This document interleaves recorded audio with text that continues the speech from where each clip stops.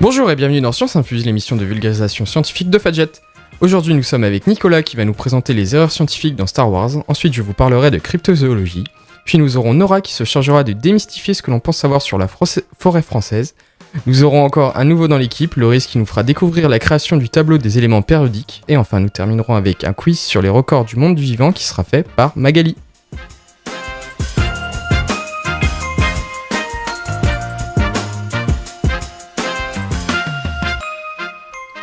Il est 16h et on débute tout de suite avec Nicolas qui s'attaque à Star Wars pour sa série de chroniques sur le cinéma et les sciences. Et oui, aujourd'hui j'ai décidé de m'attaquer à du plutôt lourd. Je parlerai donc de Star Wars mais aussi de quelques autres films de SF plus ou moins comparables. Alors déjà, est-ce qu'il y a des gens ici qui n'ont pas vu les Star Wars ? Oui. T'en as vu aucun ? J'ai vu le 3 et le 4, il me semble. Ok, Mais donc c'est tout. la plupart des choses dont j'ai parlé, ça se passe dans le 4 en général, donc si t'as des souvenirs, c'est bon. D'accord, ça marche. Alors du coup, avant de commencer cette nouvelle série, je voulais préciser quelques petites choses.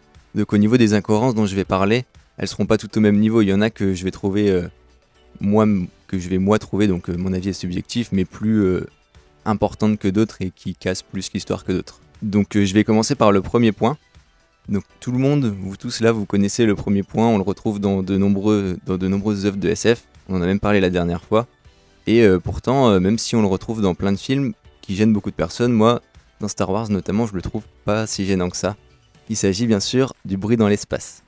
Donc c'est vrai que c'est un point ultra connu du cinéma de SF en général, il n'y a pas que dans Star Wars où on a du bruit dans l'espace. Mais je voulais pour cette fois faire un peu son défenseur on va dire. Donc ce qu'il faut savoir aussi c'est que le film date de 1977.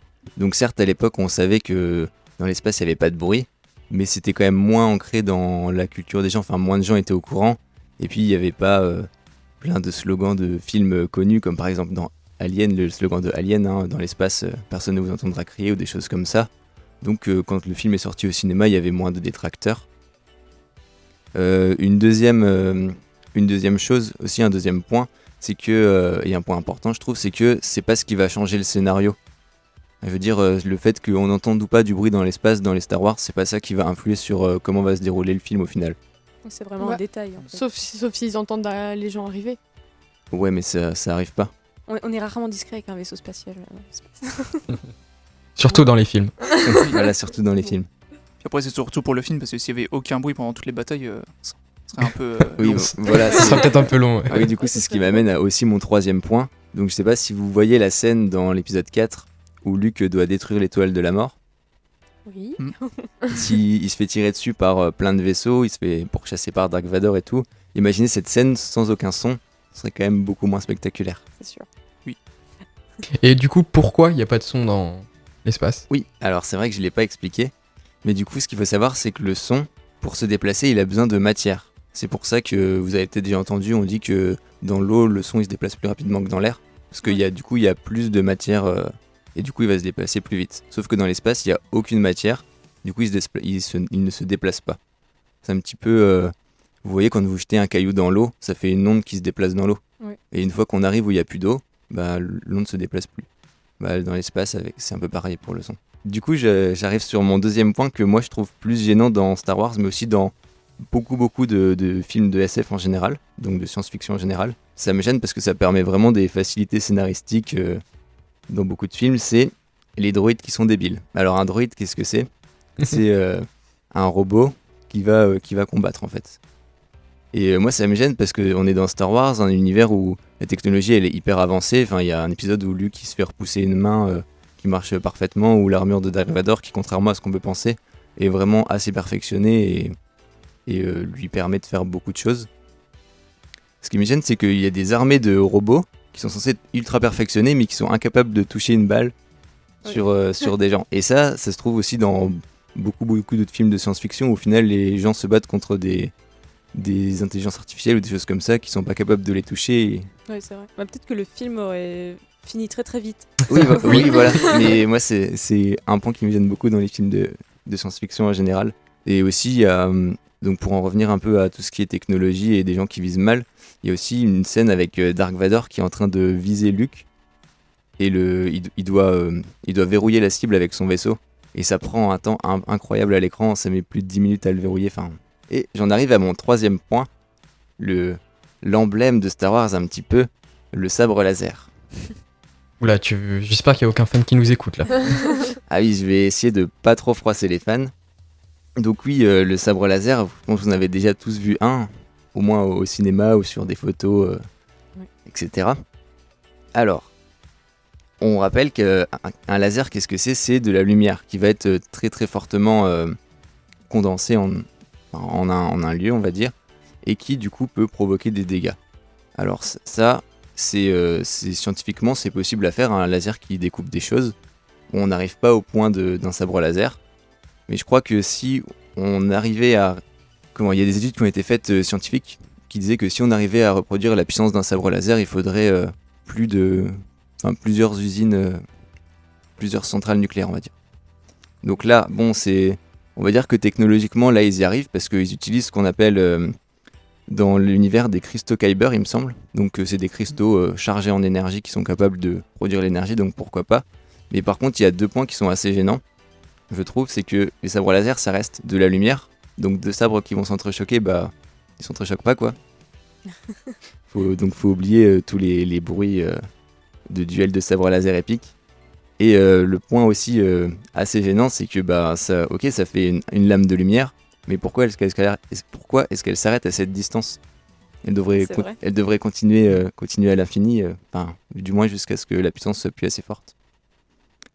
Et donc ça, je le trouve... c'est quand même gênant, mais ça passe parce que sinon le scénario serait plus le même, faudrait changer l'essence même de Star Wars. Et aussi, c'est ce qui fait rêver les gamins, et c'est quand même important pour des films. Du coup, voilà, donc pour aujourd'hui, ce sera tout. Vous pensez sûrement encore à d'autres anecdotes, mais du coup, voilà, ce sera tout pour aujourd'hui. Vous avez sûrement d'autres anecdotes en tête qui pourraient aller pour Star Wars, mais vous inquiétez pas, j'y reviendrai sûrement dans de prochaines chroniques.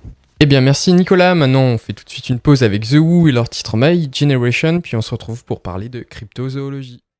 Bienvenue ou re-bienvenue dans Science Infuse, l'émission de vulgarisation scientifique de Fadjet. C'était The Who et c'est à mon tour de vous parler de cryptozoologie. Et avant de commencer, est-ce que quelqu'un pourrait me définir cryptozoologie et cryptide ? Alors oui, je crois que je sais ce que c'est. Alors c'est, si je dis pas de bêtises, c'est l'étude d'animaux dont on n'est pas sûr de l'existence ou dont l'existence elle est supposée. Pas par exemple le monstre du Loch Ness ou des choses comme ça. Ouais, exactement. Et du coup, un cryptide, c'est justement l'animal en question, dont on suppose. Mais il y a certains animaux qui passent de cryptides à vrais animaux, on va dire. Et je vais justement vous en parler d'un. Donc on va suivre une enquête qui est à la recherche de cette espèce inconnue. Donc dans un livre paru en 1890, Henry Morton Stanley, qui était un grand explorateur qui a surtout voyagé en Afrique, explique que les pygmées Wambuti avaient vu ou parlé d'un âne mangeur de feuilles qu'ils appelaient Hati. Donc c'est sur ces indices que nous partons en 1901, direction l'État indépendant du Congo, qui était sous la souveraineté du roi des Belges Léopold II, de 1885 à 1908. Et c'est en 1899 que Sir Henry Johnston, qui était aussi un explorateur, mais aussi un diplomate et surtout botaniste et zoologiste, qui devient gouverneur de l'Ouganda. Donc pendant l'année 1900, il sauva et raccompagna un groupe de pygmées qui avaient été kidnappés pour être exhibés en Europe, et sur le chemin, il va entendre parler de ce que les pygmées appellent l'oapi, ce qui va grandement intéresser notre gouverneur. Est-ce que vous avez déjà une idée un peu de l'espèce ou pas ? Un okapi, j'imagine. Oui. Eh bah oui, exactement. Donc quelques temps plus tard, après quelques recherches, un officier belge, le lieutenant Meurat, va lui donner 2 lanières taillées dans la peau rayée de l'animal en question. Donc de retour chez lui, Henry Johnston va tout de suite envoyer les échantillons à Londres pour les identifier. Les pièces seront récupérées par Philip Luther Sclater, qui est aussi un botaniste et zoologiste à Londres. Ne trouvant rien de bien concluant pour identifier l'animal, il va se faire aider d'un spécialiste qui ne trouvera rien de concluant à part que l'animal a des poils différents des zèbres que l'on trouve en Ouganda. C'est en janvier 1901, pendant une séance de la Société zoologique de Londres, en se basant sur les échantillons que les scientifiques donnent le nom, d'Ecus johnstoni, avec beaucoup d'hésitation, donc c'est ce qui va le classer dans le groupe des chevaux, des ânes et des zèbres. Donc un mois plus tard, en février 1901, sur un coup de chance, le lieutenant Carl Eriksson, qui était un officier suédois de l'État indépendant du Congo, entend parler de cette histoire et envoie à Henry Johnston une peau ainsi que 2 crânes, et il dit que les sabots de l'animal sont fendus. Là, grosse révélation, car pour les scientifiques, les animaux aux sabots fendus sont plus proches des girafes que des chevaux. Donc en se renseignant, Le gouverneur découvre que l'animal que nous cherchons fait bien partie du groupe des girafes dans la classification. Il le classera dans le groupe des Eladotherium, qui représente un groupe d'animaux disparus qui vivaient à la période du Miocène en Grèce il y a entre 23 et 5 millions d'années. Tout de suite après, Johnston envoie encore ses échantillons avec une peinture en plus représentant 2 de ces animaux à la Société zoologique de Londres, qui avec l'aide d'Edwin Ray Lancaster, donneront la première description de l'animal et le nommeront donc Okapia johnstoni. Donc oui, c'était bien un okapi. Donc à l'époque, la découverte elle a été très médiatisée car c'est un animal très exotique et ça développa la curiosité du grand public. Et c'est en 1919 que l'okapi arrive pour la première fois en Europe dans le zoo d'Anvers en Belgique. Le premier spécimen n'y survécut qu'une cinquantaine de jours à cause de la différence de température et jusqu'en 1940, sur l'ensemble des okapis amenés dans le zoo, un seul réussit à survivre et c'était au zoo de Vincennes qui a eu la première naissance viable en 1957. Donc je vous ai réuni aussi quelques infos sur sa physiologie et sur son comportement. Donc l'okapi c'est un animal qui mesure à peu près 1m80 au garrot pour un poids allant de 200 à 230 kg max. Ses pattes arrière sont plus courtes que celles de devant, il ressemble aux girafes avec un cou beaucoup plus court et plus massif. Donc le mâle porte aussi des petites cornes recouvertes de peau qu'on appelle des ossicornes. Et il possède une langue noire allant de 30 à 50 cm lui permettant de se nettoyer tout le corps en allant même derrière ses oreilles. C'est un animal très solitaire et discret qui retrouve ses congénères seulement pour la reproduction. Et actuellement, leur population est estimée entre 10 000 et 35 000 individus. Il est menacé par l'homme à cause de la destruction de son environnement et du braconnage qui a lieu même dans les parcs nationaux où les animaux sont protégés. Tout cela nous rappelle malheureusement qu'il faut se battre et informer pour défendre notre monde écologique. Donc du coup, c'est un animal qui vit qu'en Afrique, ça? Enfin, Oui, sauf dans les parcs. Ouais, c'est ça. D'accord. Maintenant, on écoute le groupe Loyal avec le titre Crave It Still et juste après, nous aurons Nora qui se chargera de démystifier ce que l'on pense savoir sur la forêt française. A tout de suite. Bon retour dans Science Infuse, l'émission de vulgarisation scientifique de Fadjet. C'était le groupe Loyal et nous en sommes à Nora qui va nous parler de la forêt française. Et oui, aujourd'hui je vais vous parler de la forêt française et je vais tenter de la démystifier un peu car on entend pas mal de choses à son sujet et parfois ce sont des informations fausses. Alors je vous préviens, je vais vous balancer pas mal de chiffres, ça vous permettra de mieux visualiser tout ça. Et petite précision tout de même, je vais vous parler surtout de la forêt métropolitaine, car la France compte aussi des régions d'outre-mer qui font exception. Premièrement, j'aimerais vous annoncer que la forêt française se porte bien, et même mieux que bien, car elle gagne en surface et en volume d'année en année. Sur notre territoire, c'est l'IGN, l'Institut national de l'information géographique et forestière, qui a à charge d'effectuer l'inventaire forestier. Et selon cet organisme, la forêt française croît depuis 1985. De 14 millions d'hectares, elle est passée à près de 17 millions d'hectares aujourd'hui, soit plus de 20% d'accroissement en un peu plus de 30 ans. La France se place ainsi au 3e rang des pays connaissant le plus fort accroissement biologique, et avec 31% de son territoire occupé par les forêts, elle est également au 4e rang des pays les plus boisés, derrière la Suède, la Finlande et plus surprenant, l'Espagne. Mais alors d'où vient ce gain en superficie ? Il y a bien sûr plusieurs origines. Premièrement, la révolution industrielle au milieu du 19e siècle qui a fait exploser l'utilisation du charbon et du pétrole, combustibles fossiles qui ont ainsi remplacé le bois comme source d'énergie et qui ont aussi fait baisser la pression d'exploitation, permettant aux forêts de se reconstituer plus sereinement. Puis il y a eu le phénomène d'exode rural, de moins en moins d'agriculteurs et de paysans, et donc moins de terres agricoles cultivées qui ont laissé place à la forêt. C'est surtout vrai pour les terres difficiles d'accès, en montagne par exemple, car une fois abandonnées, ces zones se retrouvent rapidement et naturellement conquises par les arbres. À cela s'ajoutent les nombreux programmes de reboisement lancés par le gouvernement. On note les RTM, les reboisements en terrain montagneux, qui ont permis de contenir les glissements de terrain et d'éviter l'ensablement des rivières, ou encore le Fonds forestier national après la Seconde Guerre mondiale, qui a permis de financer de larges campagnes de reboisement pour relancer l'économie. Et puis il y a aussi ce facteur un peu caché dont j'avais parlé lors d'une chronique précédente, celui de l'augmentation du taux de dioxyde de carbone dans l'air dû à nos activités anthropiques, qui fait augmenter le volume des arbres puisque, comme chacun le sait, grâce à la photosynthèse et donc à l'absorption du CO2, les arbres gagnent en biomasse.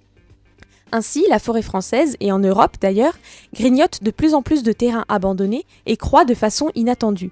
Sa gestion représente donc un enjeu majeur car elle rend de nombreux services écosystémiques. Mais alors de quoi est composée notre forêt ? On compte 137 espèces différentes d'arbres en France, encore une fois en France métropolitaine, car si on se penche du côté de la Guyane par exemple, on trouve à ce jour plus de 2700 espèces décrites, et on compte encore. 137 espèces donc, dont les plus connues sont certainement le chêne, le hêtre ou encore le châtaignier. Mais il y en a encore bien sûr d'autres, et pas que des feuillus, car même si notre forêt est couverte à 67% de feuillus, c'est-à-dire des arbres avec des feuilles caduques qui tombent en hiver, elle compte aussi 21% de conifères, ou encore appelés arbres résineux, le plus souvent possédant des aiguilles qui ne tombent pas. Il s'agit des pins ou encore des épicéas. Bon, vous avez fait le calcul, 67 plus 21, il reste donc 2% de la surface boisée qui est couverte par des forêts dites mixtes, un mélange entre feuillus et conifères. La répartition de ces deux types d'arbres varie selon la topologie. On retrouve les feuillus en basse et moyenne altitude, dans les plaines notamment, tandis que les résineux se retrouvent surtout en montagne et dans les landes. Ainsi, malgré une dominance des feuillus, on voit quand même qu'il y a de la diversité chez nous, car tous les pays d'Europe n'ont pas la chance d'avoir autant d'espèces d'arbres chez eux. Et dans le contexte de changement climatique que nous vivons, on peut dire que cela représente un atout pour nous. En effet, si l'on peut plus ou moins prévoir l'évolution du climat avec des modèles, on ne peut pas, en revanche, prévoir l'adaptation des espèces face aux changements à venir. Une diversité biologique permet donc d'avoir une plus large gamme d'organismes, et donc plusieurs réponses, plusieurs adaptations, dont certaines sortiront certainement moins amochées.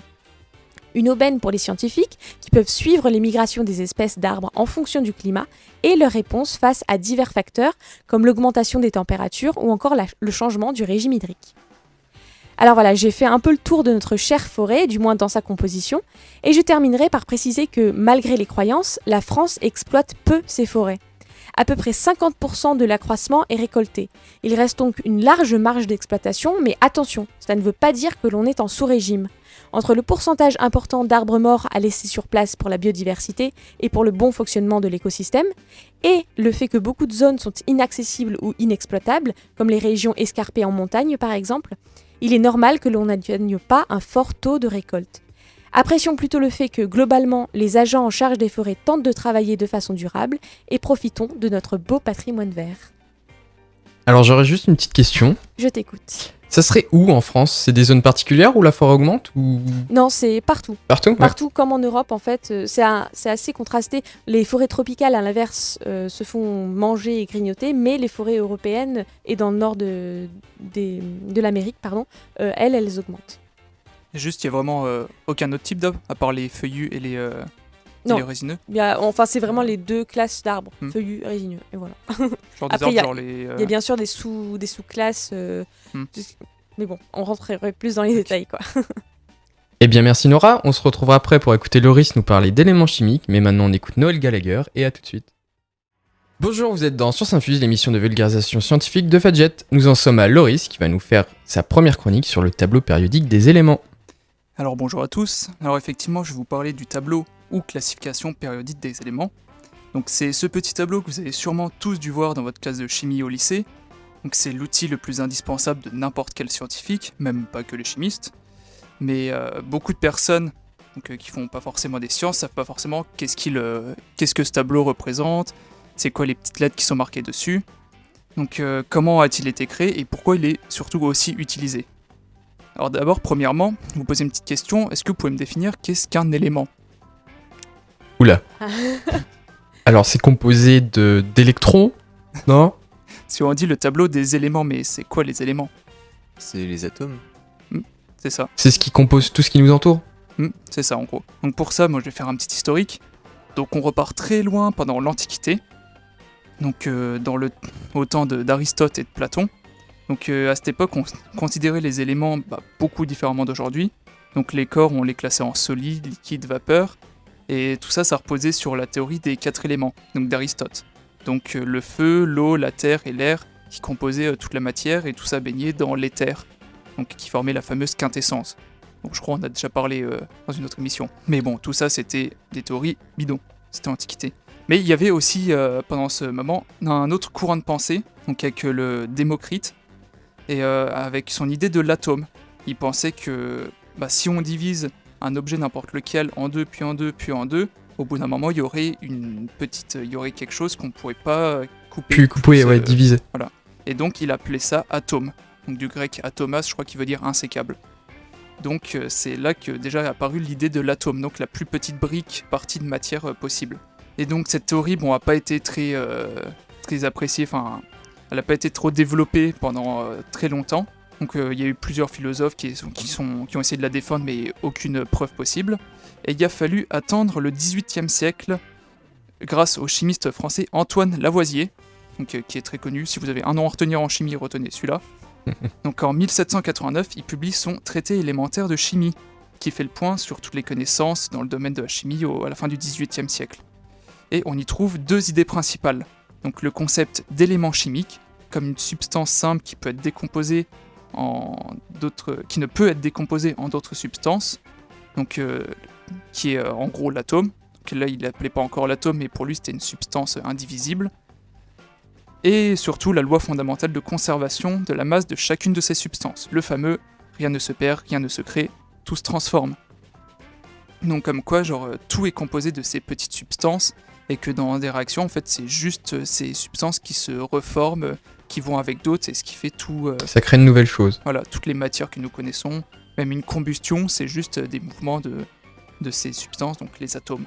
Donc il a publié un ouvrage donc, avec un tableau qui récapitule toutes ces substances donc, qu'on connaissait à l'époque. Donc c'est là qu'on a passé un peu de l'alchimie, un peu du Moyen-Âge vers la chimie moderne, vraiment. Donc c'était un tableau de référence, donc il essayait de faire exhaustif, mais il y avait encore des éléments chimiques qui n'existent pas aujourd'hui, donc par exemple il répertoriait la lumière et le feu comme éléments chimiques. Mais il n'y avait encore aucune organisation, c'était juste une grande liste de tous les éléments, donc aucune classification, ils n'étaient pas rangés. Et donc après ça, donc, du 18e jusqu'au 19e, donc le défi de tous les chimistes était de ranger cette liste d'éléments, donc de pouvoir les classifier, trouver des relations entre eux, mais sans succès. Il y a beaucoup qui ont essayé avec des lois assez bizarres, il y avait par exemple des règles de l'octave, ils disaient que c'était tous les 8 éléments, ça se regroupait, enfin à chaque fois c'était... Mais il avait tous les 8 éléments, il avait des preuves ou c'était au hasard? Non, c'était 18 vraiment... Puis voilà. Enfin c'était pas Lavoisier, c'était plein d'autres scientifiques qui ont essayé durant le 19e siècle, tout ça. Enfin il y a eu plein de théories, mais à chaque fois c'était vite démonté. Il y a eu d'ailleurs une anecdote avec un géologue qui a essayé de faire classification, et je crois que c'était la règle de l'octave, mais il s'est fait très railler par la communauté scientifique, et du coup c'est pour ça qu'aussi il y en avait beaucoup qui osaient pas, parce que oui, dans la communauté scientifique, on se moque beaucoup des autres sciences. Les pots de hache. Et il a fallu attendre jusqu'au 19e siècle, jusqu'à l'arrivée du scientifique russe Dmitri Mendeleïev. Donc deuxième nom à retenir en chimie, donc qui révolutionne la chimie en 1869 en publiant son papier « La dépendance entre les propriétés des masses atomiques des éléments », qui n'est autre que le fameux tableau périodique. Donc ce document a révolutionné vraiment la chimie, et pour plein de raisons. Donc ce papier est assez génial, donc déjà parce que le Dmitri Mendeleïev était un scientifique assez précoce, donc à 15 ans, il était déjà à l'université je crois, il a eu son doctorat très tôt, donc il avait des prédispositions, et il a été visionnaire, enfin je pense que c'est le mot qu'on peut choisir. Donc pour plusieurs raisons. Donc déjà dans ce tableau, il classe les éléments en introduisant la masse atomique, donc alors que la théorie des atomes a été vérifiée plus d'un siècle plus tard. Donc si on en parlait toujours, mais ça n'a pas pu être prouvé, enfin il n'avait aucun outil pour les prouver, et lui il est arrivé, il parle de masse atomique, donc qui est la masse, pour ceux qui ne connaissent pas, c'est la masse que fait en gros un atome. Donc c'est pour ça qu'il y a des atomes les plus légers comme l'hydrogène et des atomes très lourds par exemple l'or. Ensuite il dit que les éléments avec des masses atomiques proches ou avec des écarts réguliers ont des propriétés similaires qui correspondent aux lignes. Donc les éléments qui ont des masses atomiques proches sont dans la même ligne, et quand c'est régulier ça revient en dessous, donc ça forme les colonnes. Et donc il dit que si c'est en ligne ou en colonne, ça a des propriétés chimiques très proches ou similaires. Ensuite, donc, les éléments de faible masse sont les plus abondants. Par exemple, les premiers, il a pu prouver que l'hydrogène était ce qui s'est formé le plus tôt, donc dans les étoiles, tout ça au début du Big Bang, parce que c'est la plus petite masse. Et il affirme que juste en connaissant la masse d'un élément, et donc du coup sa position dans le tableau, on peut déterminer ses propriétés chimiques directement, sans faire d'expérience. Donc voilà, donc c'était assez innovant, ambitieux à l'époque surtout, d'affirmer. Et le plus fort, c'est là qu'on voit qu'il a posé ses arguments scientifiques sur la table, c'est que certaines masses ne rentraient pas dans le tableau, donc il y avait certaines erreurs, et plutôt que s'adapter ou se dire il a une erreur, il dit non, c'est mon tableau qui est vrai, c'est vous qui avez mal calculé les masses. Voilà. Il avait quel âge à ce moment-là, tu sais, non? cet âge-là, non, je pense qu'il avait... Bah là, il était plus vieux. C'est quand il était déjà professeur, docteur, donc je pense 30 ans, quelque chose comme ça. Mais du coup, donc il affirmait que les masses doivent être calculées, et par la suite, au cours de la fin du siècle, et même du siècle suivant, elles ont été recalculées, et il s'avérait qu'il avait raison. Et encore le plus fort, il y avait aussi des trous dans le tableau, donc des masses qui n'existaient pas. Il disait, là il y a une périodicité, et ici il en manque une. Et il disait, pareil, plutôt que se remettre en question, il dit, c'est juste qu'il y a un élément qu'on connaît pas, on l'a pas encore découvert. Tout le monde disait, non, ça n'existe pas, il dit, si, il faut le découvrir. Donc il dit, pareil, c'est mon tableau, il faut se fier à mon tableau. Et au cours de la fin du 19e siècle, on a trouvé des éléments comme le strontium, par exemple, ou le rubidium, qui étaient des éléments qui manquaient, encore inconnus. Et c'est grâce à lui qu'on a pu découvrir ces éléments. Eh bah super Loris. On fait tout de suite une pause avec The Dandy Warhols et on se retrouve juste après. Bon retour dans la dernière partie de Science Infuse, nous en sommes à Magali qui va nous faire un quiz sur les records du monde du vivant. Donc tout d'abord, je vais vous parler donc, d'organismes qui vivent dans des conditions extrêmes. Donc ces organismes-là, on les appelle des extrémophiles. Parce que justement, donc extrêmes, conditions extrêmes, et phile pour aiment. Donc ils aiment les conditions extrêmes dans lesquelles nous, on serait incapables de vivre. Ou alors ils n'ont pas le choix. Oui, très certainement. Mais du coup, oui, c'est surtout sur ça et sur leurs adaptations. Alors donc déjà, je pose le cadre. Donc dans le désert, les conditions de vie peuvent être très difficiles. Il ne pleut que très rarement et l'ensoleillement est très important. Cela fait donc que les organismes ont peu d'eau à disposition et qu'ils la perdent facilement de par la sudation, notamment quand les organismes... Ils ont donc développé des stratégies afin d'utiliser cette eau de manière optimale. Et du coup, est-ce que vous avez des idées donc, de végétaux ? Enfin, les végétaux, par exemple, qu'est-ce qu'ils peuvent mettre en place pour contrer ça ? Alors, je sais qu'il y a une rose, il me semble que ça s'appelle la rose de Jérusalem, qui est une espèce reviviscente et en fait qui peut carrément devenir toute sèche, donc plus du tout d'eau, on a l'impression qu'elle meurt, et dès qu'on lui redonne un petit peu d'eau, et elle revient à la vie, donc un peu elle renaît de ses cendres, on va dire. Et je crois que je sais pas si c'est la même plante, mais je crois que c'est, ou alors ça doit être une différente, ces espèces de boules de foin là qu'on voit dans les westerns. Oui. Et voilà. Et celle-ci aussi c'est une reviviscente. Voilà. Moi j'avais pas trouvé ça. Du coup, elles utilisent le vent pour se déplacer. Oui, c'est ça, voilà. Mais leur particularité, c'est surtout qu'elles peuvent revivre comme ça, juste avec un petit peu d'eau. Les cactus aussi. Ouais, mais comment ? Enfin... Avec leurs aiguilles, si je dis pas de bêtises, ils captent l'eau et ils la stockent après. Qu'il n'y a pas la condensation ou quelque chose comme ça la nuit. Alors ils peuvent, mais ça, alors je l'ai trouvé plus chez les animaux, ça que chez les végétaux. Peut-être. Alors les cactus, c'est parce que c'est... Nora va pas. non. Alors les cactus, il me semble que c'est parce que ce sont des plantes dites CAM, CAM, qui en fait font de la photosynthèse entre guillemets la nuit. En fait. Donc elles ont une stratégie d'adaptation où elles ouvrent leur stomate la nuit pour ne pas perdre trop d'éléments minéraux et trop d'eau surtout. Voilà. Puis elles arrivent à stocker aussi. Oui, alors du coup juste les stomates, c'est des sortes de petits trous qui se trouvent en fait donc, sur les organismes, notamment sur les feuilles.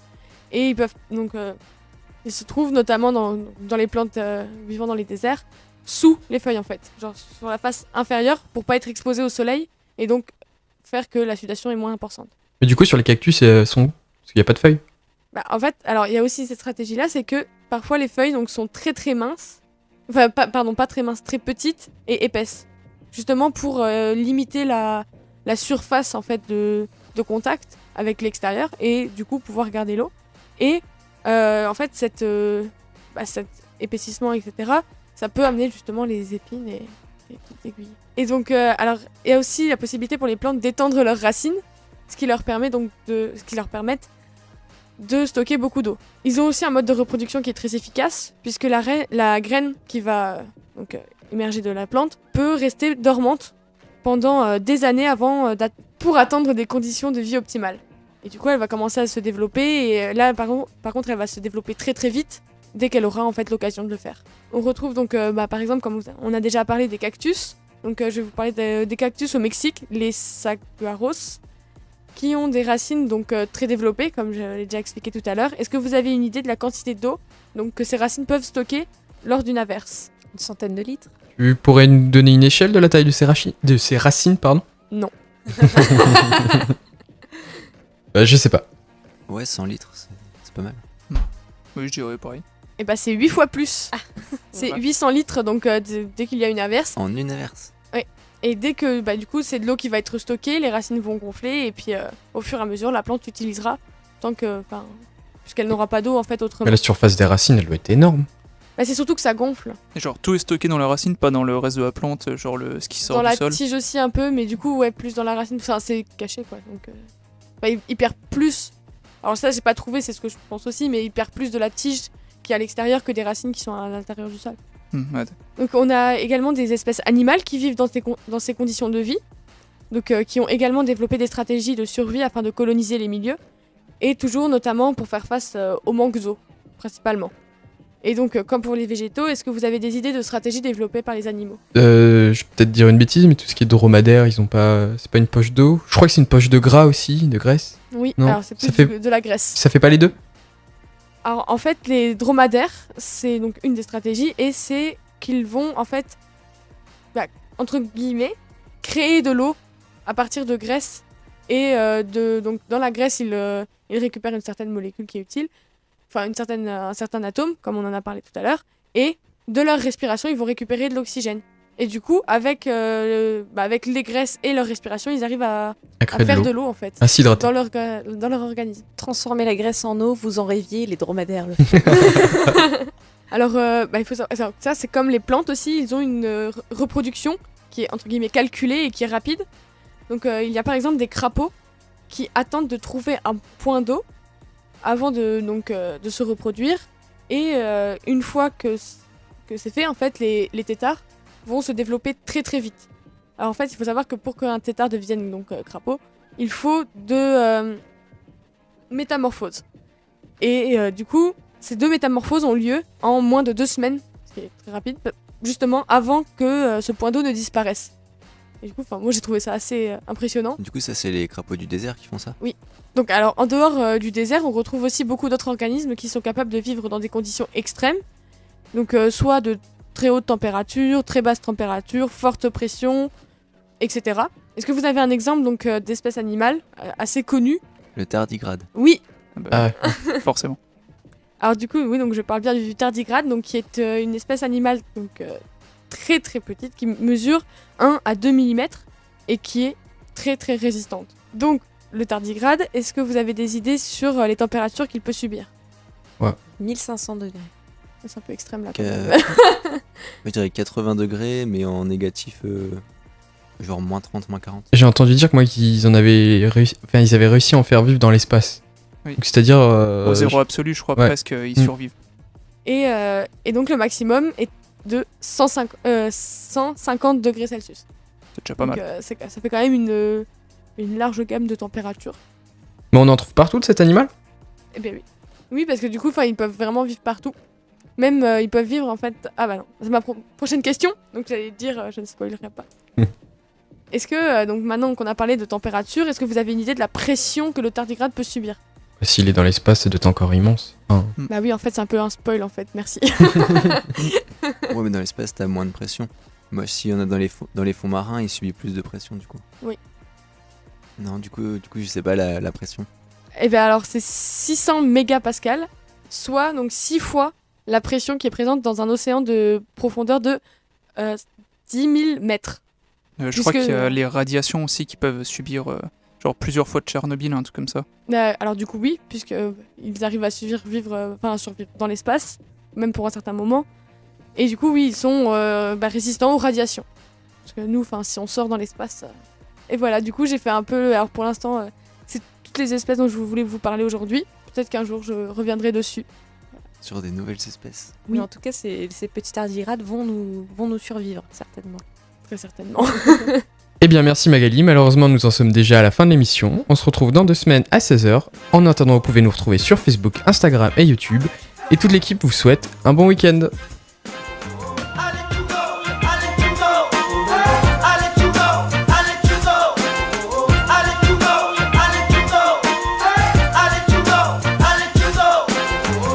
I'm so high, you should stay low. Ooh, you can see me flying. Now is the time if you wanna let go. So I'll let you go. You take mine, I'ma have yours. Ooh, ooh, ooh, you can see me riding. Now is the time if you wanna let it show. So just let it show. yourself go, it's the right